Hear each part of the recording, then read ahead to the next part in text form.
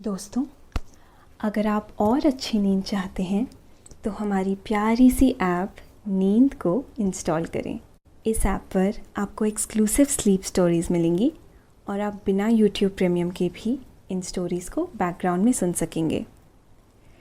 Install करने के लिए आप हमारी वेबसाइट नींद.ऐप पर ज़रूर आइए और अच्छी कहानियाँ, स्लीप म्यूज़िक, कुछ टिप्स सुनने के लिए इस चैनल को सब्सक्राइब कीजिए। नमस्कार, मैं हूँ सृष्टि और आज मैं प्रस्तुत करती हूँ हृदय विहारी द्वारा लिखी कहानी जो होगा अच्छा होगा। अधिकतर हमें कहा जाता है जो हुआ है अच्छा हुआ है और जो होगा वो भी अच्छा ही होगा। हम इस महत्वपूर्ण सीख को कई बार यूं ही इग्नोर कर देते हैं, पर ये एक सीख आपके मस्तिष्क में कैसे एक सकारात्मक ऊर्जा का आगमन करा सकती है, उसका उदाहरण है आज की कहानी है एक राजा की और एक मंत्री की। मंत्री बहुत सकारात्मक थे। वे हर परिस्थिति में जो हुआ है अच्छा हुआ है और जो होगा वो भी अच्छा ही होगा कहते थे। एक बार जब वे राजा के साथ शिकार पर गए तो गलती से राजा की उंगली कट जाती है। मंत्री कह उठते हैं जो हुआ है अच्छा हुआ है और जो होगा वो भी अच्छा ही होगा। राजा को ये शब्द बहुत बुरे लगते हैं और वे मंत्री को कारावास में बंद करा देते हैं। क्या राजा जो हुआ है अच्छा हुआ है और जो होगा वो भी अच्छा ही होगा के मतलब को समझ पाते हैं? और क्या मंत्री जेल से रिहा हो पाता है? जानेंगे आज की कहानी में। लेकिन इस कहानी को सुनने से पहले आप अपने आसपास की सारी लाइट्स बंद कर दीजिए। आराम से लेट जाइए। अपनी आंखें धीरे से बंद कर लीजिए। अब थोड़ा सा अपने शरीर को आराम दीजिए, थोड़ा और आराम। अपने शरीर को बिल्कुल ढीला छोड़ दीजिए। हाथों को शरीर से दूर रखते हुए हथेलियां आसमान की ओर, पैर भी आपस में नहीं सटे हुए हों, एक दूसरे से दूर, आराम से। कोई टेंशन नहीं, कोई तनाव नहीं। अपने दिमाग में चल रहे सभी विचारों को, चिंताओं को त्याग दें। एक शांति महसूस करें।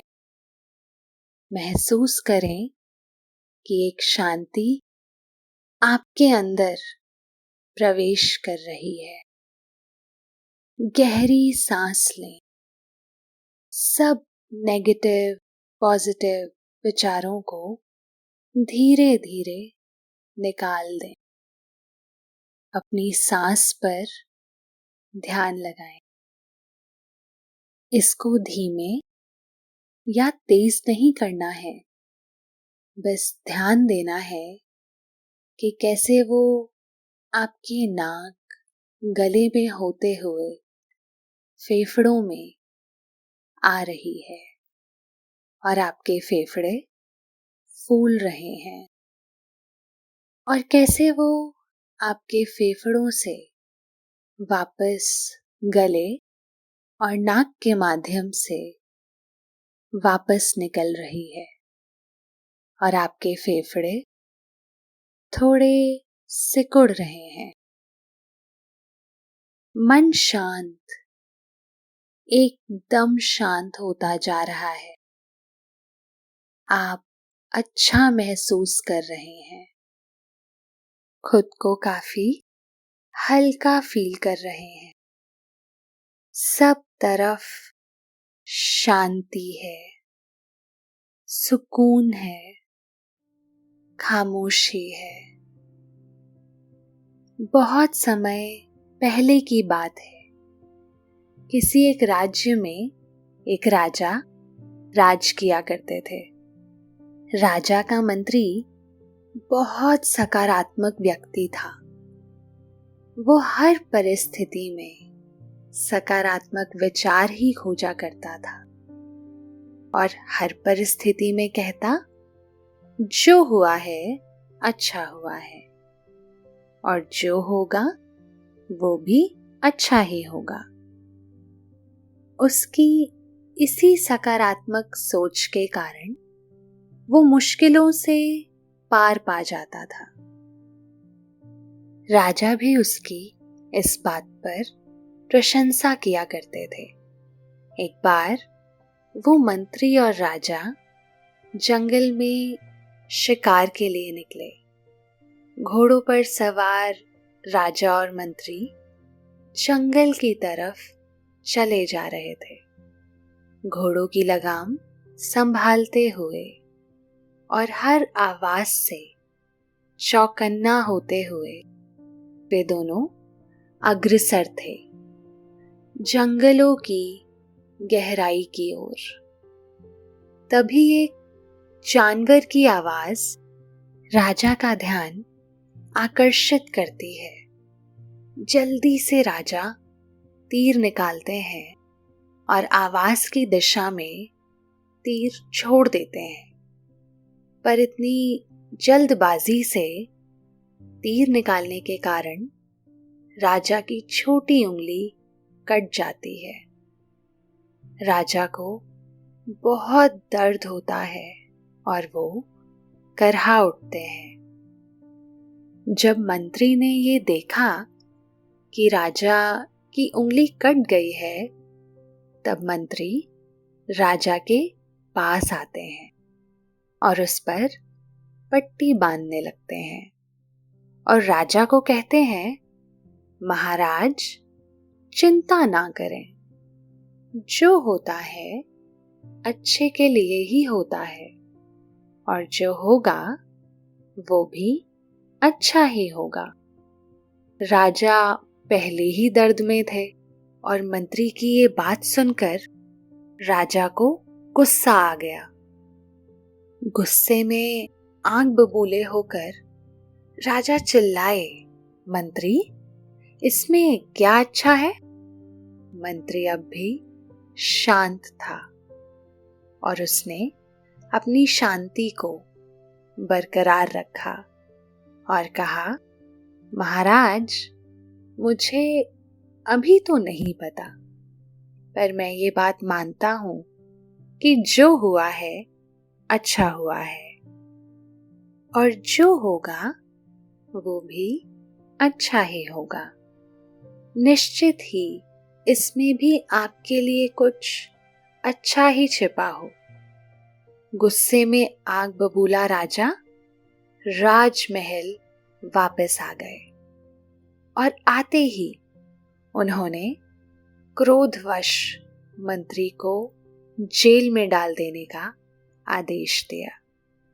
मंत्री ने फिर कहा, जो हुआ है अच्छा हुआ है और जो होगा वो भी अच्छा ही होगा। ये कहकर वो शांति पूर्वक कारावास की ओर चले जाते हैं।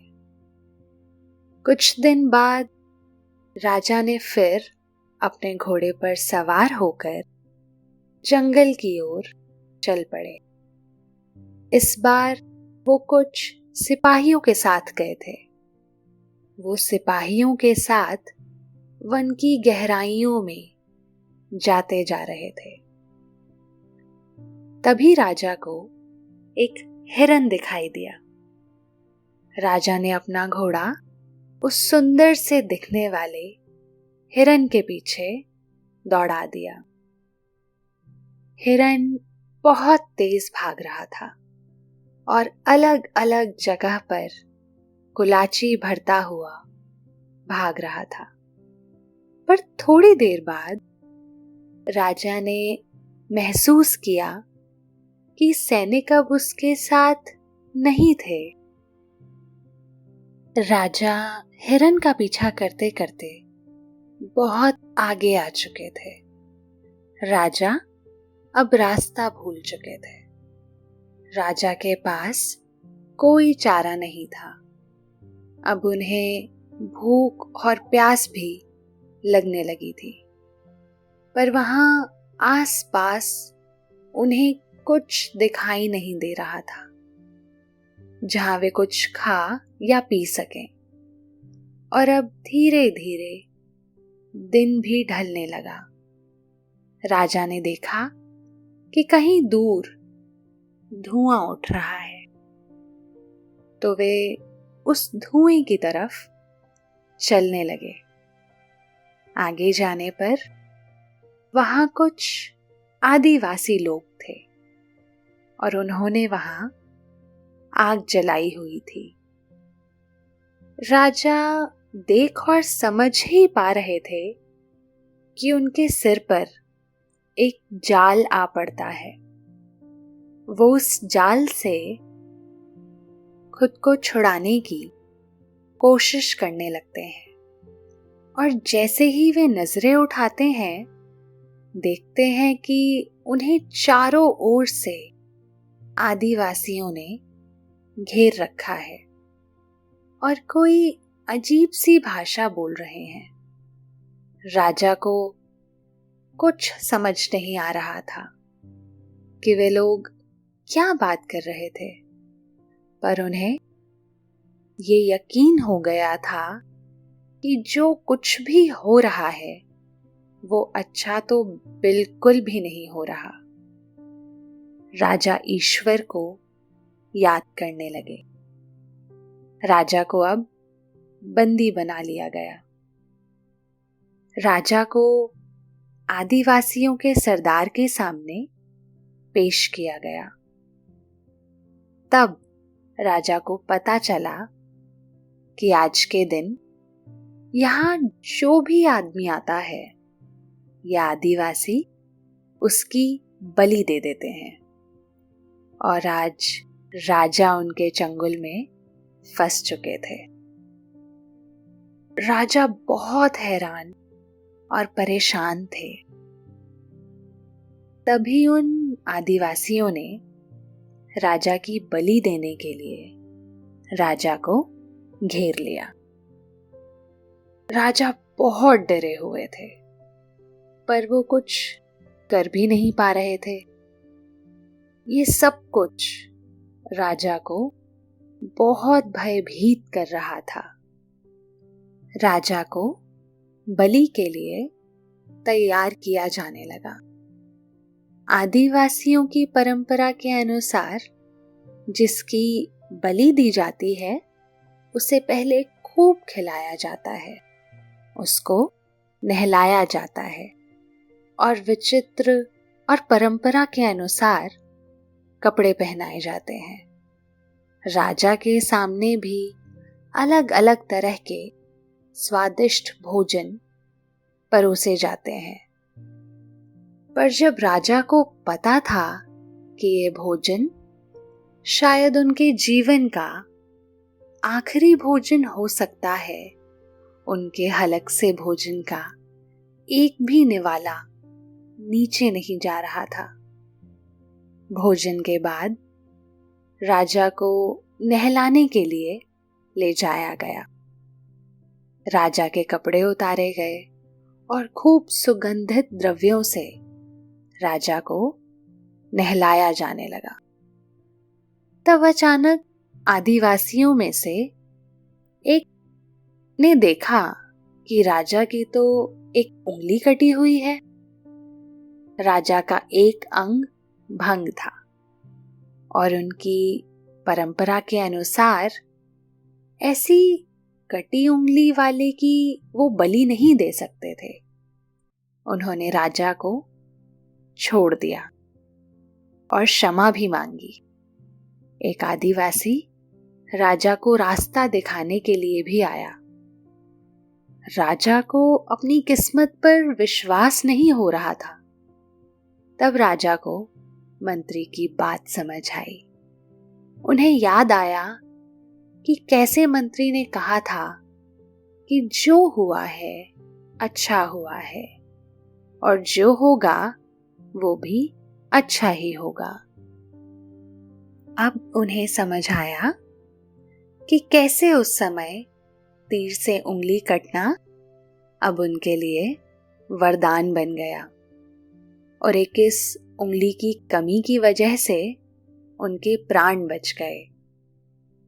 राजा मंत्री की सकारात्मकता की सराहना कर रहे थे। राजा अब अपनी जान का शुक्र मनाते हुए महल की ओर जा रहे थे। रास्ते में उन्हें उनके राज्य के सिपाही दिखाई दिए जो राजा को ही ढूंढ रहे थे। राजा को आता देख सिपाही राजा के पास आए और क्षमा मांगने लगे कि वो राजा की रक्षा नहीं कर पाए। राजा ने कहा, जो हुआ है अच्छा हुआ है और जो होगा वो भी अच्छा ही होगा।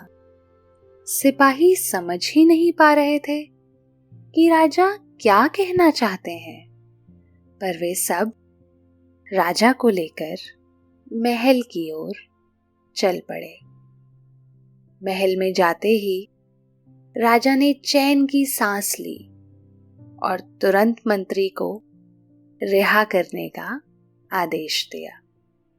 राजा के आदेश को तुरंत अमल में लाया गया और मंत्री को बाइज्जत रिहा कर दिया।